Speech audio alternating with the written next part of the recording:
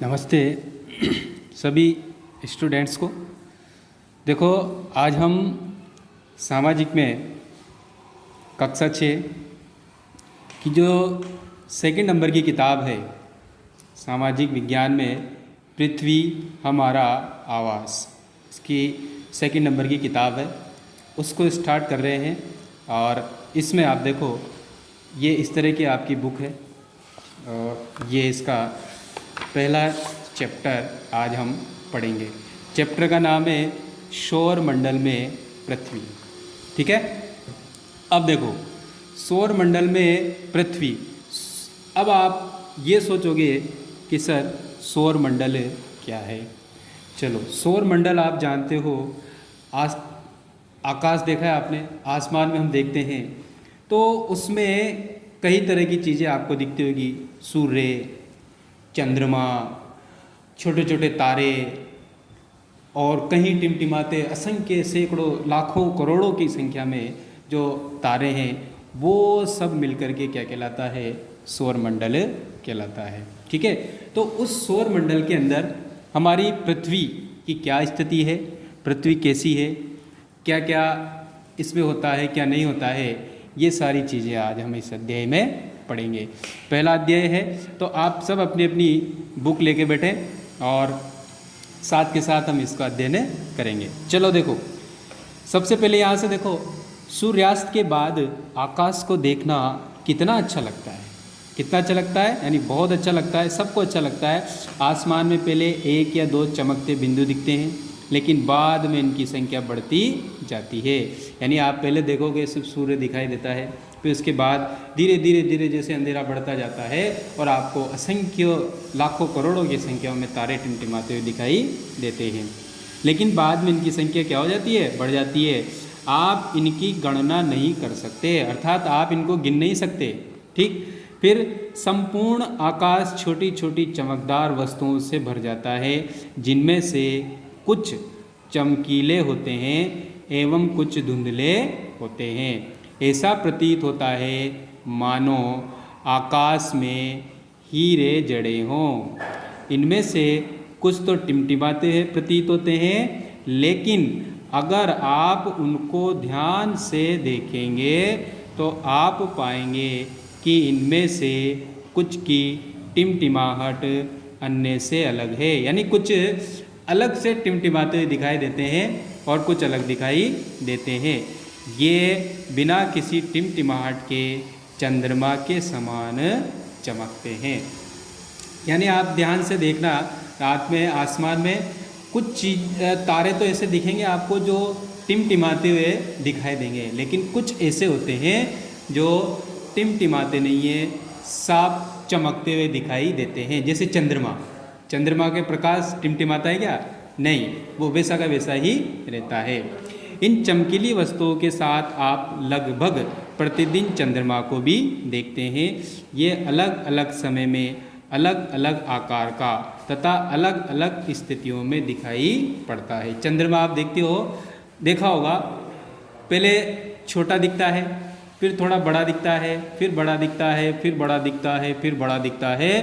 तो ऐसे लगभग 15 दिन तक, 15वें दिन में जाकर के वो कैसा दिखाई देता है, पूरा बड़ा चंद्रमा दिखता है। दिखता है कि नहीं दिखता?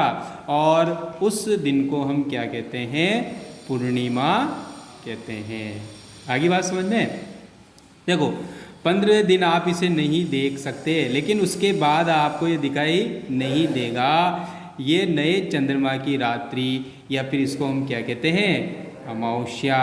जिस दिन चंद्रमा पूरा दिखाई देगा उस दिन तो क्या होगी? पूर्णिमा। और जिस दिन चंद्रमा बिल्कुल दिखाई नहीं देता उस दिन क्या होती है? अमावस्या। ऐसी रात में अगर आसमान साफ है तो आप आसमान का अवलोकन अच्छी तरह से कर सकते हैं। अवलोकन करना मतलब देखना, यानी आप उसको आसानी से बढ़िया साफ साफ देख सकते हो। तो इसमें आपको क्या समझ में आई कि चंद्रमा जो होता है वो धीरे धीरे, एक तो क्या होता है? बढ़ता है, फिर धीरे धीरे घटता है। जिस दिन चंद्रमा पूरा दिखाई देता है, पूरा गोल, तो उस दिन क्या हो जाती है? पूर्णिमा की रात होती है। आगे बात समझ में? जैसे हम इसमें देखेंगे, जैसे चंद्रमा आप देखोगे ये कभी इतना सा दिखता है, ठीक है, फिर उससे बड़ा हो जाता है, फिर उससे बड़ा हो जाता है, फिर उससे बड़ा होता है, फिर उससे बड़ा, फिर उससे बड़ा, ऐसे करते करते एक दिन ऐसा आता है कि चंद्रमा इस तरह से पूरा गोल दिखता है। तो इस दिन की स्थिति को हम क्या कहते हैं? पूर्णिमा। क्या कहते हैं? पूर्णिमा। और वैसे ही ऐसे ही हमारे जो नक्षत्र, ऐसे ही इसकी गणना होती है। जिस दिन चंद्रमा बहुत कम दिखता है तो जैसे उस दिन को एक हम कहते हैं पिदोज, तीज, पिचौथ, पंचमी, षष्ठमी, सप्तमी, अष्टमी, नवमी, एकादशी, द्वादशी, चतुर्दशी, इस तरह के पूर्णिमा आती है। फिर जिस दिन चंद्रमा बिल्कुल दिखाई नहीं दिया, जैसे मान लो यहाँ, तो ऐसी स्थिति को हम क्या कहते हैं? अमावस्या कहते हैं। यानी अमावस्या के दिन चंद्रमा बिल्कुल भी दिखाई नहीं देता है और पूर्णिमा को चांद कैसा दिखता है?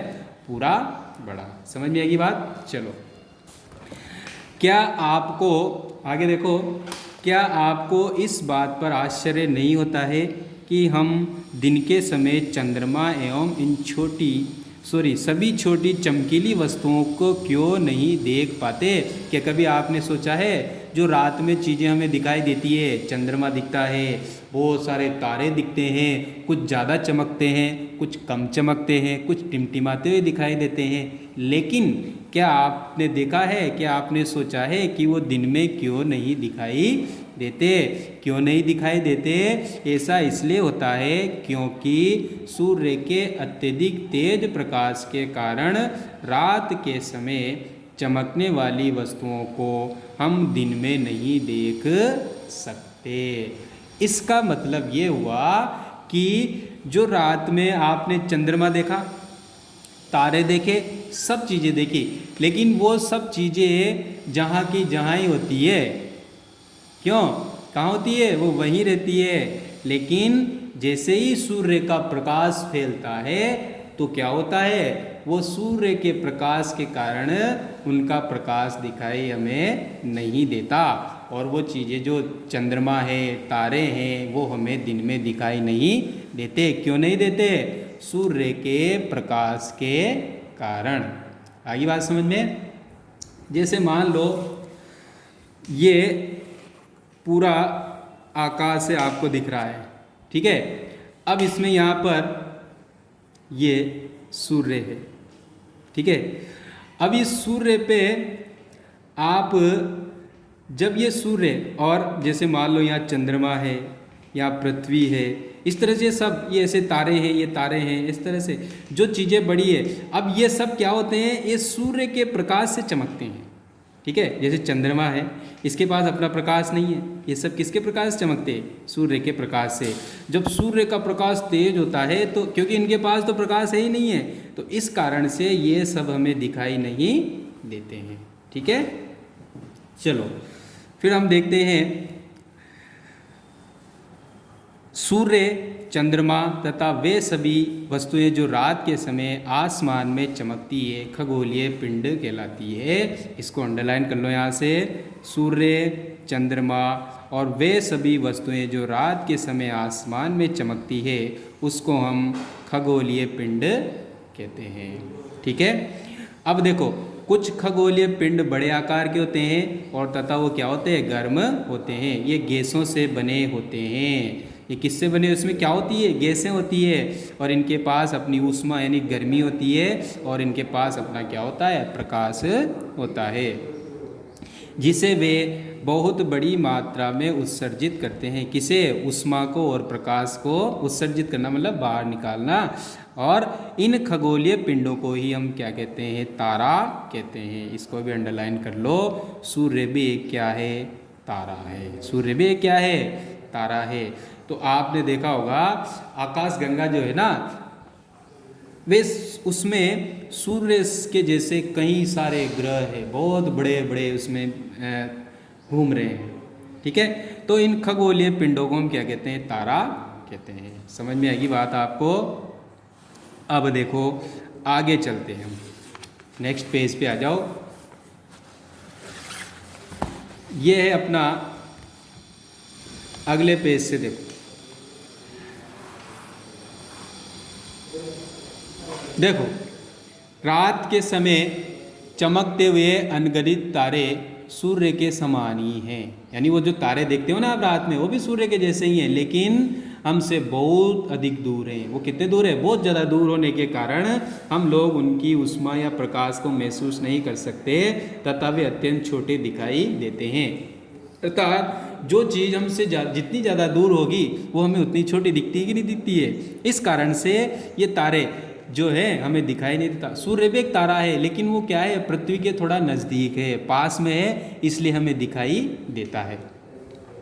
आपने अवश्य ध्यान दिया होगा, कुछ दूरी से देखने पर सभी वस्तुएं छोटी दिखाई पड़ती है। दिखती नहीं दिखती?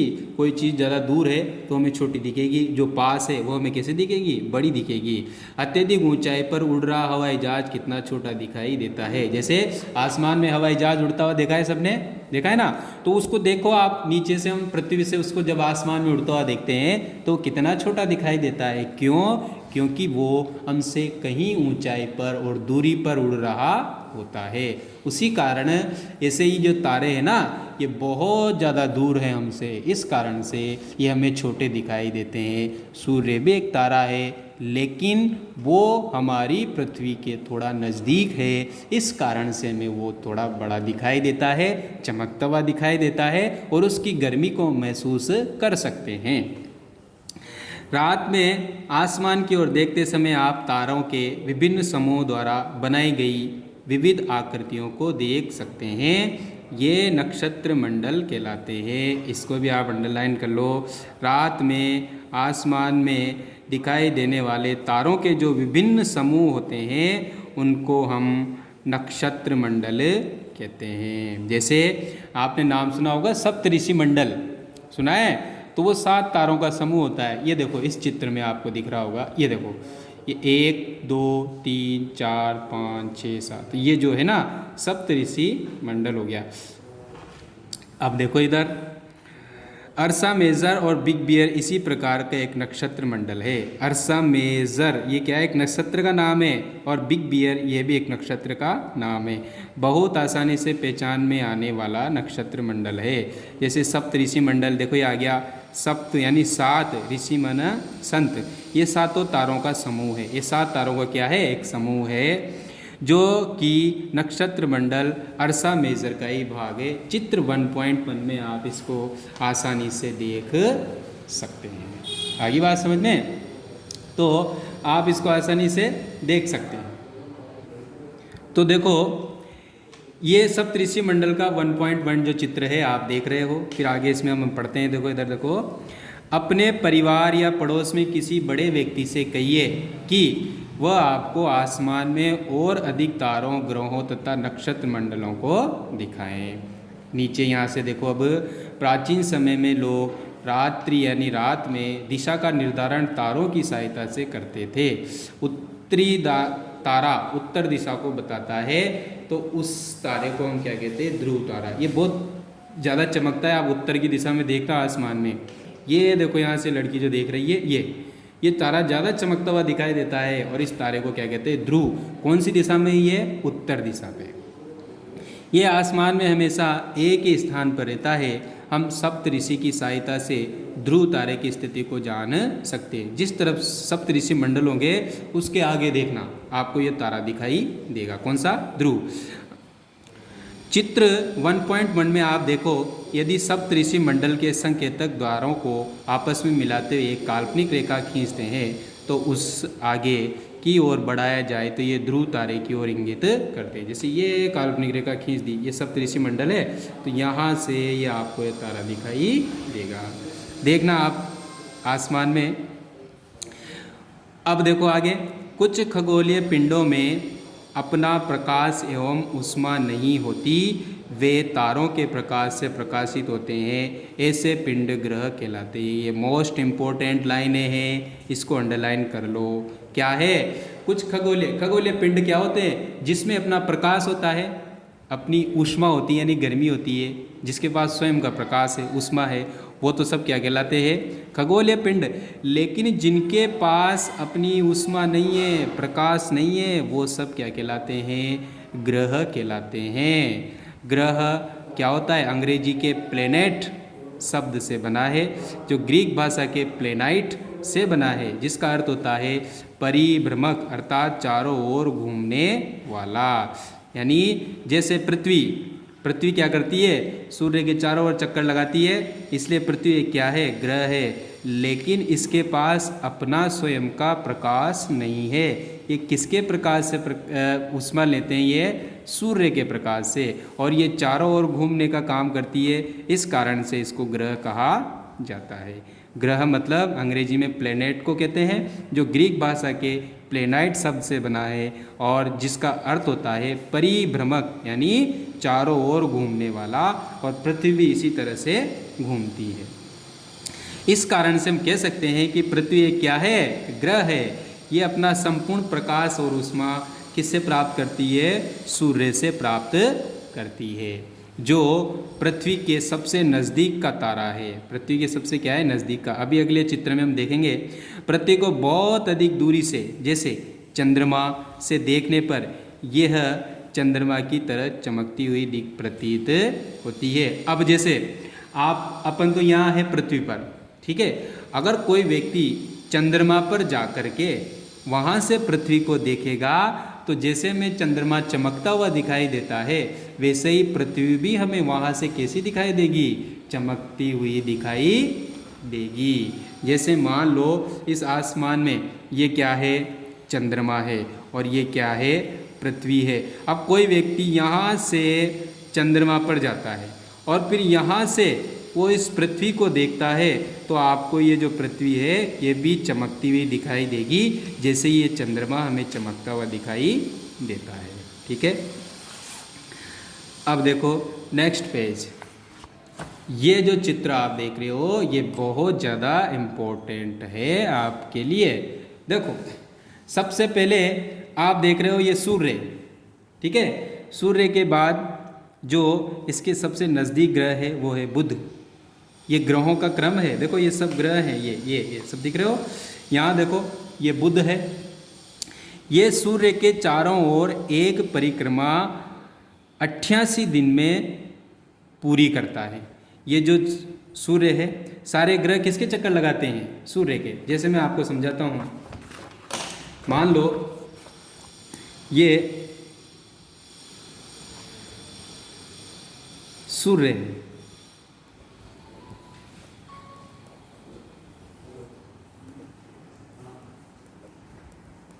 ठीक है। अब इसके चारों ओर बहुत से ग्रह चक्कर लगा रहे हैं इस तरह से, ये फिर ये सब अपनी अपनी कक्षा में घूमते हैं।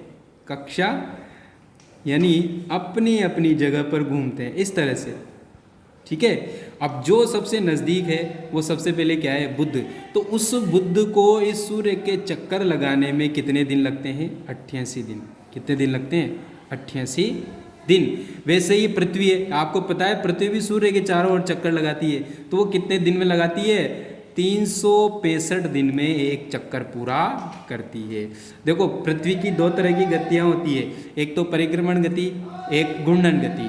एक तो अपने अक्ष पर घूमती है, ऐसे अपने ही अक्ष पर ऐसे ऐसे ऐसे ऐसे ऐसे ऐसे ऐसे घूमती रहती है, और एक होता है जो सूर्य के चारों ओर चक्कर लगाती है 365 दिन में, और एक चक्कर अपने अक्ष पे कितने दिन में, एक दिन में लगाती है, जिससे दिन और रात बनते हैं। तो इस तरह से ये सूर्य के चक्कर लगा रहे हैं ग्रह सारे। और ग्रह किसे कहते हैं, जो सूर्य के प्रकाश से चमकते हैं। यानी जो पृथ्वी है इस पर भी जो प्रकाश आ रहा है, किसका आ रहा है, सूर्य का, और इस पे शुक्र पे भी किसका, इसका, बुध पे भी किसका, सारे। तो इस प्रकार से टोटल इसमें ग्रहों की संख्या कितनी है, ग्रह कितने हैं, 8। कितने हैं, 8। पहले 9 ग्रह थे, पहले कितने थे, 9, लेकिन अब ग्रह कितने हो गए, 8। एक ग्रह को क्या कर दिया, 2006 में उसको ख़त्म कर दिया, किसको, प्लूटो। प्लूटो जो ग्रह था उसको ग्रहों की श्रेणी से निकाल दिया। पहले कहते ना हम 9 ग्रह, लेकिन अब नहीं है, अब कितने हैं, 8 है, और उस एक ग्रह को क्या कर दिया, कम कर दिया, और इसको अब कहते हैं बोना ग्रह। क्या कहते हैं इसको, बोना ग्रह की श्रेणी में इसको रख दिया है। चलो देखो, तो सबसे नज़दीक कौन सा हो गया, बुध।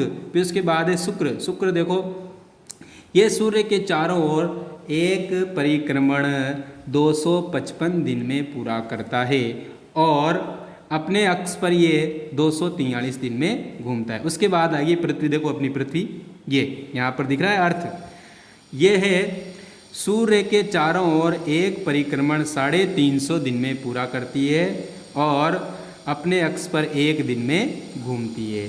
फिर उसके बाद है मंगल ग्रह, ये सूर्य के चारों ओर एक परिक्रमण 687 दिन में करता है और अपने अक्ष पर एक दिन में घूमता है। तो ये जो 4 ग्रह है इनको तो कहा जाता है आंतरिक ग्रह। क्या कहा जाता है? आंतरिक ग्रह। और उसके बाद जो इधर के ग्रह देख रहे हो आप 4, कौन कौन से? बृहस्पति, शनि और यूरेनस और नेपच्यून। तो ये जो 4 ग्रह है इनको हम क्या कहते हैं? सूर्य से बहुत दूर है और बहुत दूर बड़े आकार के हैं। ये गैस और तरल पदार्थों से बने हुए होते हैं। और ये किससे बने होते हैं? चट्टानों से बने हुए होते हैं। तो समझ में आ गया आपको बात ये? चलो आगे चलते हैं हम।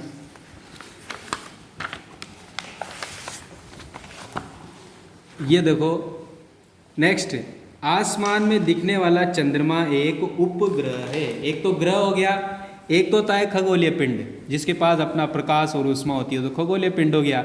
और एक होता है ग्रह जिसके पास अपना प्रकाश नहीं होता। और ग्रह के चक्कर लगाने वाला वो क्या कहलाता है? उपग्रह। ये हमारी पृथ्वी के सहचर होते हैं, इसके चारों ओर चक्कर लगाते हैं। हमारी पृथ्वी के समान 7 अन्य ग्रह हैं। हमारी पृथ्वी जैसे 7 और भी ग्रह हैं जो सूर्य के प्रकाश और ऊष्मा प्राप्त करते हैं। उनमें से कुछ के पास अपने चंद्रमा भी है। अब आगे हम सौर मंडल किसे कहते हैं, इसे ध्यान से पढ़ेंगे। सूर्य, 8 ग्रह, उपग्रह और कुछ अन्य खगोलीय पिंड जैसे क्षुद्र ग्रह एवं उल्का पिंड मिलकर सौर मंडल का निर्माण करते हैं। उसे हम सौर परिवार का नाम देते हैं। और जिसका मुखिया कौन होता है? सूर्य। यानी इन सब में, ये सबको अंडरलाइन कर लो। सौर मंडल किसे कहते हैं? सूर्य, 8 ग्रह, उपग्रह और खगोलीय पिंड जो होते हैं और क्षुद्र ग्रह, उल्का पिंड मिलकर सौर मंडल का निर्माण करते हैं। हम उसे सौर परिवार का नाम देते हैं। समझ गए? अब इसका मुख्य कौन है? सूर्य। सूर्य पढ़ते हम। सूर्य सौर मंडल के केंद्र में स्थित है। यानी सबके केंद्र में क्या है? सूर्य। ये बहुत बड़ा है और अत्यधिक गर्म गैसों से बना हुआ है। कौन? सूर्य। इसका खिंचाव बल इससे सौर मंडल को बांधे रखता है। सूर्य सौर मंडल के लिए प्रकाश एवं ऊष्मा का एकमात्र स्रोत है।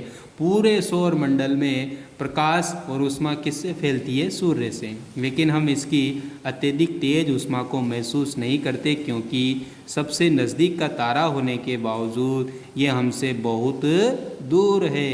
सूर्य पृथ्वी से लगभग 15 करोड़ किलोमीटर दूर है। इसको भी अंडरलाइन कर लो। ये लो, पृथ्वी सूर्य से पृथ्वी से लगभग कितना किलोमीटर दूर है? 15 करोड़ किलोमीटर दूर है सूर्य हमसे। ठीक है। हमारे सौर मंडल में ग्रह कितने हैं? देखो ये आ गया, 8 ग्रह हैं, अंडरलाइन कर लो। सूर्य से दूरी के अनुसार, सूर्य से दूर सबसे पहले क्या आएगा? बुध। ये से याद होना चाहिए अपने को। फिर शुक्र, फिर पृथ्वी, फिर मंगल, फिर बृहस्पति, शनि, यूरेनस और नेपच्यून। सूर्य से उनकी दूरी के अनुसार अंग्रेजी में नाम याद रखने का आसान तरीका इसने बता रखा है, ये वाला। अब सौर मंडल के सभी 8 ग्रह एक निश्चित पथ पर सूर्य का चक्कर लगाते हैं। ये सारे ग्रह क्या करते हैं? सूर्य के चक्कर लगाते हैं। जिसमें मैंने पहले बताया ये दीर्घ वृत्ताकार में फैले रहते हैं। ये कक्षा कहलाती है। जैसे जहाँ ये घूमते हैं ना ऐसे ऐसे ऐसे ऐसे ऐसे ऐसे ऐसे, तो वो क्या कहलाती है? कक्षा। ठीक है। बुध सूर्य के सबसे नज़दीक है। पूछा जाए सूर्य के सबसे नज़दीक क्या है? बुध। अंडरलाइन कर लो। अपनी कक्षा में सूर्य के चारों ओर एक चक्कर लगाने में से केवल कितने दिन लगते हैं? 88 दिन लगते हैं, क्योंकि ये सबसे पास है। शुक्र को पृथ्वी का जुड़वा ग्रह कहते हैं। इसको भी अंडरलाइन कर लो। पृथ्वी का जुड़वा ग्रह किसे कहा जाता है? तो किसको कहेंगे? शुक्र को, क्योंकि इसका आकार आकृति लगभग पृथ्वी के जैसी है। अभी तक प्लूटो भी एक ग्रह माना जाता था, परंतु अंतर्राष्ट्रीय खगोलीय संगठन ने अपनी बैठक में ये निर्णय लिया कि कुछ समय पहले खोजे गए अन्य खगोलीय पिंड तथा प्लूटो बोने ग्रह कहे जा सकते हैं। तो इस बात का याद रखना, मैंने कहा था आपको कि सन 2006 में प्लूटो को क्या कर दिया, अंतर्राष्ट्रीय खगोलीय संगठन ने उसको ग्रहों की श्रेणी से हटा दिया। इसलिए अब प्लूटो क्या हो गया, बोना ग्रह। ठीक है, इसलिए अब ग्रह कितने रह गए, 8। पहले कितने मानते थे, 9। ठीक है, अब नेक्स्ट पेज पे आ जाओ। अब हम पढ़ेंगे अपनी पृथ्वी के बारे में। देखो पृथ्वी जो है कैसे हम देखते हैं, सूर्य से दूरी के हिसाब से पृथ्वी तीसरा ग्रह है। यानी पहले तो बुध हो गया, फिर तीसरे नंबर पे आती है अपनी पृथ्वी। आकार में ये 5वीं सबसे बड़ा ग्रह है। आकार में कितने नंबर पे आता है, ये 5वें नंबर पे। इसको भी अंडरलाइन कर लो। सूर्य से दूरी के हिसाब से तीसरे नंबर पे आकार में। ये ध्रुवों के पास थोड़ी चपटी है। ध्रुव जानते हो, ये इधर देखो, यहाँ सॉरी, जैसे ये मान लो पृथ्वी तो चंद्रमा है, लेकिन इसके जो ध्रुव है ना, लास्ट के जो हिस्से हैं वहाँ पर ये क्या है, चपटी है। इसके आकार को भू आब कहा जाता है। भू आब का अर्थ है पृथ्वी के समान आकार। जीवन के लिए अनुकूल परिस्थितियां संभवतः केवल पृथ्वी पर ही पाई जाती है। जो पूरे ब्रह्मांड में, सौर मंडल में जितने भी ग्रह हैं, उन सब में केवल जीवन कहाँ मिलता है, किस पर, पृथ्वी पर। फिर सिर्फ हमारे यहीं पृथ्वी पर ही जीवन है। पृथ्वी में न तो अधिक गर्मी है, न ही अधिक ठंड है। यहाँ पानी, वायु है जो हमारे जीवन के लिए आवश्यक है। वायु में जीवन के लिए आवश्यक गैसें जैसे ऑक्सीजन मौजूद है। इन्हीं कारणों से पृथ्वी सौर मंडल का सबसे अद्भुत ग्रह है। केवल हमारे यही पृथ्वी पर क्या है, यहाँ पर ऑक्सीजन है, पानी है, हवा है, सब चीज़ें यहाँ उपलब्ध है। इसी कारण यहाँ पर जीवन पाया जाता है। अंतरिक्ष से पृथ्वी को देखेंगे तो ये नीले रंग की दिखाई देती है, क्योंकि इसका 2/3 सतह पानी से ढका हुआ है। यानी इसका लगभग 75% भाग पानी से ढका हुआ है, 2/3। ठीक है, इसके ज़्यादातर हिस्सों पर क्या है, पानी है। अब देखते हैं हम चंद्रमा को। हमारी पृथ्वी के पास केवल एक उपग्रह है, चंद्रमा। इसका व्यास पृथ्वी के व्यास का केवल 1/4 है। ये इतना बड़ा इसलिए प्रतीत होता है क्योंकि ये हमारे ग्रह से अन्य खगोलीय पिंडों के अपेक्षा ज़्यादा नज़दीक है। यानी हमें बड़ा क्यों दिखता है, क्योंकि ये पृथ्वी के थोड़ा क्या है, पास में है। और जो चीज़ पास में होती है वो कैसे दिखती है, बड़ी।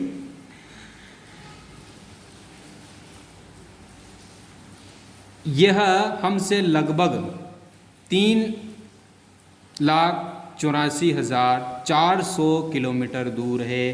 क्या, चंद्रमा। इसको अंडरलाइन करो यहाँ से यहाँ तक। जो पृथ्वी से चंद्रमा की दूरी कितनी है, 3,84,400 किलोमीटर दूर। अब आप पृथ्वी से सूर्य एवं चंद्रमा की दूरियों की तुलना कर सकते हैं। यानी अब आप ये पता लगा लिया होगा कि कितने, कौन सी चीज़ हमसे कितनी दूर है, चंद्रमा, सूर्य। ठीक है ना, ये दोनों हमसे, जैसे आपको पता है कि चंद्रमा 3,84,400 किलोमीटर दूर है हमसे, और उसी तरह आपको पता है जो सूर्य है वो कितना, 15 करोड़ किलोमीटर दूर है हमसे। ये बात हमने पहले पढ़ ली, समझ में आएगी बात आपको। चलो, एक चित्र दे रखा है। उपग्रह जो भेजे जाते हैं, आपको पता है चंद्रमा तक भेजे गए हैं।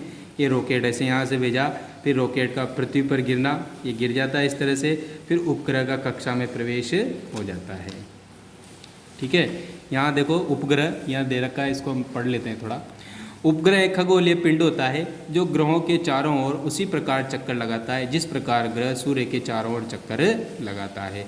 एक तो उपग्रह ये हो गया, जो जैसे पृथ्वी का उपग्रह क्या है, चंद्रमा, क्योंकि चंद्रमा किसके चक्कर लगाता है, पृथ्वी के। और एक होता है मानव निर्मित उपग्रह, ये जो जिसको मनुष्य बनाता है। एक कृत्रिम पिंड है, ये वैज्ञानिकों द्वारा बनाया जाता है, जिसका उपयोग ब्रह्मांड के बारे में जानकारी प्राप्त करने एवं पृथ्वी पर संचार माध्यम के लिए किया जाता है। इसे रॉकेट के द्वारा कहाँ भेजा जाता है, अंतरिक्ष में भेजा जाता है एवं पृथ्वी की कक्षा में स्थापित कर दिया जाता है। अंतरिक्ष में उपस्थित कुछ भारतीय उपग्रह जैसे IRS, ये उपग्रहों के नाम है जो भारत ने छोड़ रखे हैं, और एडुसेट, कहाँ पर, अंतरिक्ष में। नेक्स्ट पेज देखो आप। अब चंद्रमा पृथ्वी का एक चक्कर लगभग 27 दिन में लगाता है। चंद्रमा यहाँ से अंडरलाइन कर लो, पृथ्वी का चक्कर कितने दिन में लगाता है? 27 दिन में। और पृथ्वी सूर्य के चक्कर कितने दिन में लगाती है? 365 दिनों में। लगभग इतने ही समय में ये अपने अक्ष पर भी एक चक्कर पूरा करता है। और चंद्रमा अपने अक्ष पर भी कितने दिन में घूमता है? 27 दिन में। इसका परिणाम स्वरूप पृथ्वी से हमें चंद्रमा का केवल एक ही भाग दिखाई पड़ता है, इसलिए चंद्रमा का हमें एक ही हिस्सा दिखाई देता है। आप जब भी चंद्रमा को पूरा कभी देखो साल में आपको जब पूरा चंद्रमा दिखेगा तो उसका एक ही आकृति आपको दिखाई देगी। देखते हैं ना, बहुत से देखते हैं, इसमें ऐसे वो पेड़ सा दिखता होगा आपको, तो आप जब भी देखोगे ना उसको वैसा वैसा ही दिखता है, उसका कोई आकार नहीं बदलता। चंद्रमा की परिस्थितियाँ जीवन के लिए अनुकूल नहीं है। इसकी सतह पर पर्वत, मैदान एवं गड्ढे हैं जो चंद्रमा की सतह पर छाया बनाते हैं। जैसे अपने यहाँ है ना, वैसे पूर्णिमा के दिन चंद्रमा पर इनकी छाया को देखा जा सकता है। किसकी छाया पड़ती हो चंद्रमा पर? पर्वत, मैदान और गड्ढों की। अब आगे क्षुद्र ग्रह यानी छोटे ग्रह। तारों, ग्रहों एवं उपग्रहों के अलावा असंख्य छोटे पिंड भी सूर्य के चारों ओर चक्कर लगाते हैं। इन पिंडों को क्षुद्र ग्रह कहते हैं। ये मंगल एवं बृहस्पति की कक्षाओं के बीच पाए जाते हैं। यहाँ से अंडरलाइन करो, तारों, ग्रहों, उपग्रहों अतिरिक्त असंख्य छोटे पिंड भी सूर्य के चारों ओर चक्कर लगाते हैं। इन पिंडों को हम क्षुद्र ग्रह कहते हैं। ये मंगल और बृहस्पति की जो कक्षा, मंगल ग्रह और बृहस्पति इसके बीच में पाए जाते हैं। इसको चित्र 1.2 में हम देख सकते हैं, जो उधर देखा था। अब आ गया वैज्ञानिकों के अनुसार क्षुद्र ग्रह के भाग होते हैं जो कि बहुत वर्ष पहले विस्फोट के बाद ग्रहों को से टूटकर अलग हो गए। ठीक है ना। उल्का पिंड, सूर्य के चारों ओर चक्कर लगाने वाले पत्थरों के छोटे छोटे टुकड़ों को उल्का पिंड कहते हैं। इसको भी अंडरलाइन को, उल्का पिंड नाम सुना होगा आपने, बहुत सी बार धरती पर भी गिर जाते हैं। कभी कभी ये उल्का पिंड पृथ्वी से इतने नज़दीक आ जाते हैं कि इनकी प्रवृत्ति पृथ्वी पर गिरने की होती है। इस प्रक्रिया के दौरान वायु के साथ घर्षण होने के कारण ये गर्म होकर जल जाते हैं। फलस्वरूप चमकदार प्रकाश उत्पन्न होता है। कभी कभी कोई उल्का पूरी तरह जले बिना पृथ्वी पर गिरती है, जिसका धरातल पर गड्ढे बन जाते हैं। कभी कभी कोई उल्का पिंड ऐसे भी होती है जो पृथ्वी पर भी आ जाती है। ठीक है। अब देखो, क्या आपने तारों वाले खुले आकाश में एक ओर से दूसरी ओर तक फैली चौड़ी सफ़ेद पट्टी की तरह एक चमकदार रास्ते को देखा है? ऐसा देखो, ये चित्र में दिख रहा है, ऐसा देखा होगा। देखना, ये लाखों तारों का जो समूह होता है, ये पट्टी आकाश गंगा या फिर मिल्की वे कहलाती है। हमारी सौर मंडल इस आकाश गंगा का ही एक, हमारा जो सौर मंडल है ना, इस आकाश गंगा का ही एक भाग है। प्राचीन भारत में इसकी कल्पना आकाश में प्रकाश की एक बहती नदी से की गई थी। इस प्रकार इसका नाम आकाश गंगा पड़ा। आकाश गंगा करोड़ों तारों, बादलों तथा गैसों की एक प्रणाली है। इस प्रकार लाखों आकाश गंगाएं मिलकर ब्रह्मांड का निर्माण करती है। ब्रह्मांड, आकाश गंगाएं, लाखों आकाश गंगाएं जब मिलेंगी तब ब्रह्मांड बनता है, यूनिवर्सल जिसको कहते हैं। ब्रह्मांड की विशालता की कल्पना करना अत्यंत कठिन है। ब्रह्मांड कितना बड़ा है ये हम कल्पना भी नहीं कर सकते। वैज्ञानिक अभी भी इसके बारे में अधिक से अधिक जानकारी इकट्ठी करने में जुटे हुए हैं। इसके आकार के संबंध में हमें कोई जानकारी नहीं है, लेकिन फिर भी हम जानते हैं कि हम सभी इसी ब्रह्मांड का हिस्सा है। यहाँ देखो आप, ये ब्रह्मांड है और इसी ब्रह्मांड में आकाश गंगा है। फिर आकाश गंगा का हिस्सा क्या है? सौर मंडल। और इसी सौर मंडल का हिस्सा क्या है? ये पृथ्वी है। इस चित्र से आप सारी चीज़ें समझ गए होंगे। ठीक है। ब्रह्मांड बहुत बड़ा, तो ब्रह्मांड में ऐसी जो आकाश गंगाएं भी चित्र हमने देखा था, ऐसी कहीं आकाश गंगाएं हैं और उस आकाश गंगा में कहीं सौर मंडल है और उस सौर मंडलों में न जाने कितनों सैकड़ों लाखों करोड़ों की संख्याओं में सूर्य जैसे ग्रह न जाने कितनी संख्याओं में फैले हुए हैं। इतना बड़ा है ब्रह्मांड। क्या आप ब्रह्मांड के साथ अपना संबंध बता सकते हैं? तो कैसे? आप पृथ्वी पर हैं, ठीक है, तथा पृथ्वी सौर मंडल का एक भाग है। बिल्कुल, हमारा सौर मंडल कहाँ है? आकाश गंगा का एक भाग है। जो किसका हिस्सा है, ब्रह्मांड का हिस्सा है। ब्रह्मांड से जुड़े इस तथ्य पर विचार कीजिए, इसमें लाखों आकाश गंगाएं मौजूद है, इस चित्र में आपका स्थान कहाँ है। ठीक है, तो ये अपना चैप्टर कंप्लीट हो जाता है।